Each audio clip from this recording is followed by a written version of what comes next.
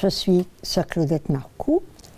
Je suis entrée au noviciat de la congrégation de Notre-Dame au mois d'août 1959. J'ai fait profession en 1961. Et en 1962, on me demandait d'aller au Japon. Le 10 août, je suis demandée chez la mère supérieure générale. Je ne savais pas trop pourquoi. Je me disais pourtant, je n'ai pas trop fait de mauvais coups, me semble. De toute façon, je me suis rendue et j'ai répondu à 3 questions. Ma sœur Sainte Bernadette, êtes-vous heureuse dans la vie religieuse? Oui, ma mère. Avez-vous déjà pensé à aller en mission? Non, ma mère. Qu'est-ce que vous diriez d'aller au Japon? J'ai dit, qu'est-ce que je vais faire au Japon? Ce que vous faites ici, enseigner la musique. Mais la langue, vous parlez anglais, vous allez pouvoir vous débrouiller. Alors là, il semblait que je n'avais pas de raison de refuser. Comme je partais pour un certain nombre d'années, je suis allée passer une semaine dans ma famille avant de partir. Alors, on avait demandé à ma sœur, qui était sœur de la Charité de Québec, de venir avec moi. Elle avait obtenu une permission spéciale. Alors, nous avons passé une semaine à la maison. Mais quand je suis partie, je pensais que probablement que je ne reverrais pas mon père. Je suis partie le 12 septembre. Le voyage était très long.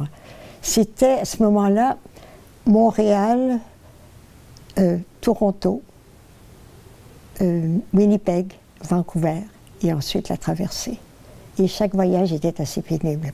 Je suis arrivée là-bas, il faisait 35 degrés quand nous sommes sortis de l'avion. Alors j'avais l'impression d'arriver dans un sauna. J'avoue que quand je suis arrivée à la maison, j'étais contente. On a commencé à me donner des cours de japonais. C'est une dame qui m'a donné mes premiers cours de japonais. J'ai commencé à enseigner quelques mois après mon arrivée. Mon vocabulaire n'était pas très fort, mais enseigner la musique, ça comprend bien les avantages. Parce qu'on peut montrer comment, quoi. Puis en utilisant un peu d'anglais pour des élèves plus avancés. Bien.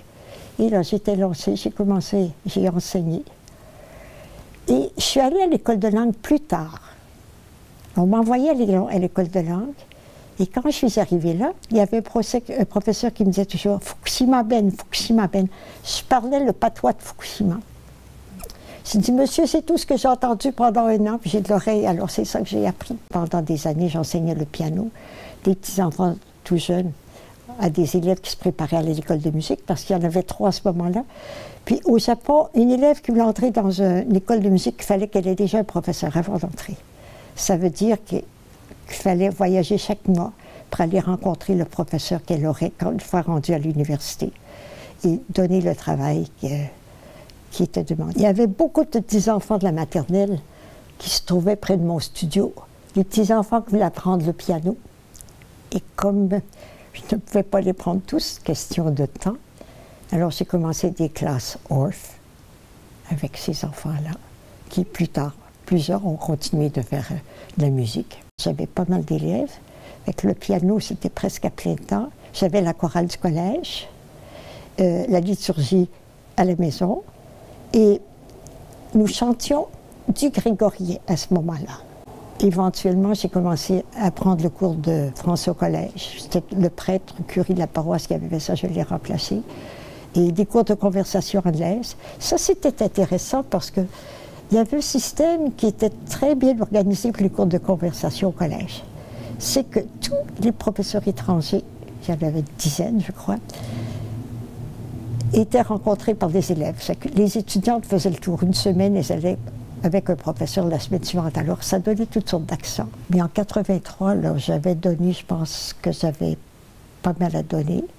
Avec regret, je suis revenue, mais j'avais beaucoup aimé mon expérience. Puis là, il y avait des personnes qui étaient capables de prendre la relève.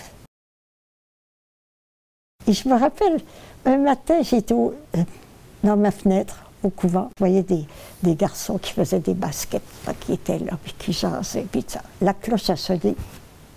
Dans le temps de le dire, j'ai revu les mêmes garçons dans la classe qui récitait le Paternoster. À Fukushima, quand ça a été les fêtes de la canonisation, naturellement, on a célébré. Alors, la célébration, ça se passait à la place des Arts de Fukushima.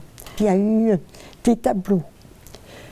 Les tableaux qui présentaient des élèves de la maternelle au collège. Et ce qui avait été extraordinaire, les gens qui travaillaient à la place des Arts participaient à ça.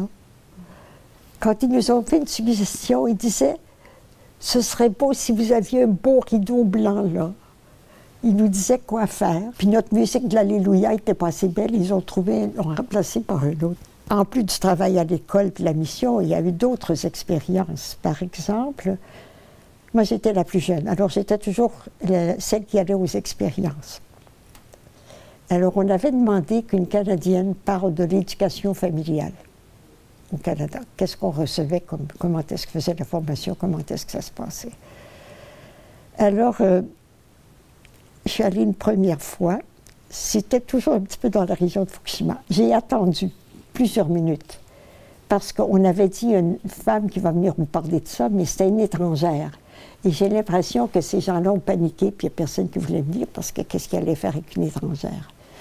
Alors j'ai attendu, j'avais une idée de ce qui se passait. Et elles sont arrivées, puis j'ai présenté ce que j'avais. J'ai dit ce qu'on vivait dans ma famille. Ça s'est bien passé. Moi, j'étais modèle pour un sculpteur. Le supérieur m'a dit que j'étais demandée pour aller poser pour un sculpteur. Imaginez-vous. Alors, ça a duré tout un avant-midi, ça, de photos. Il y en a fait 2 ou 3. C'est la plus belle, c'est la dernière. Je pense que lui, ce qui l'avait toujours chiffonné, c'était pourquoi à 20 ans, à 25 ans, on va rentrer chez ça. Pour lui, c'était assez incompréhensible. Il y avait la fête des filles, le 3 mars. C'est la fête des filles, Inamatsuri, et les petites filles portent des petits kimonos. Et il y a des petits biscuits spéciaux qu'elles ont ce jour-là. Et le 5 mai, c'est la fête des garçons, les carpes. Les garçons sont forts. Alors, quand vous passez, là, que vous voyez des grandes pôles avec comme des grands poissons en tissu coloré, vous pouvez savoir combien il y a de garçons dans la maison. Il y a autant de ces poissons qu'il y a de garçons dans la maison. Il y a beaucoup de festivals au Japon, parce qu'autrefois, ça travaillait même le dimanche. Alors, à cause de ça, je pense qu'il y a toutes sortes de journées, des garçons, puis des filles, puis des travailleurs qui ont été instaurés pour compenser un petit peu, là. Au mois de juillet, là, il y a le Festival des étoiles le soir. Il y a Tsukimi à l'automne, le soir où la lune est à son plein. Là. Alors, les gens ont des chansons spéciales. Je me souviens de Sakura, Sakura, Yayori. Ça, c'est le Festival des cerisiers. Là, les gens vont pique-niquer sous les cerisiers. Alors, ils chantent, ils dansent. Je suis retournée en 98. C'était le 40e année du collège et avec son mari Thérèse Bédard, nous avons été invités. Alors nous sommes allés naturellement pour les fêtes du collège et comme nous étions au Japon, nous sommes allés voir les autres missions. Et pour la première fois, j'ai vu Tobata. Je n'avais pas vu Tobata quand j'étais là-bas. On enseignait 6 jours semaine d'ailleurs. À la Fukushima, au Japon, l'école c'est 6 jours semaine. Le samedi, on finit plus tôt, mais on a 6 jours. Alors, on ne voyageait pas, chacun travaillait dans son côté. Et je suis retournée en 2010. En 2010, c'était les fêtes du centenaire, et là, je suis allée comme représentante de la congrégation de Notre-Dame. Alors, c'est un moment de grâce. Le fait d'aller au Japon, ça, c'est sûr. Et j'ai été heureuse, j'ai aimé ça vivre avec les sœurs. J'ai travaillé, nous avions des professeurs extraordinaires. L'équipe au collège était des gens extraordinaires. 90周年にあたって福島におめでとうございます。悪い日本語で言って申し訳ございませんけれど、喜んで皆さんと一緒に感謝します。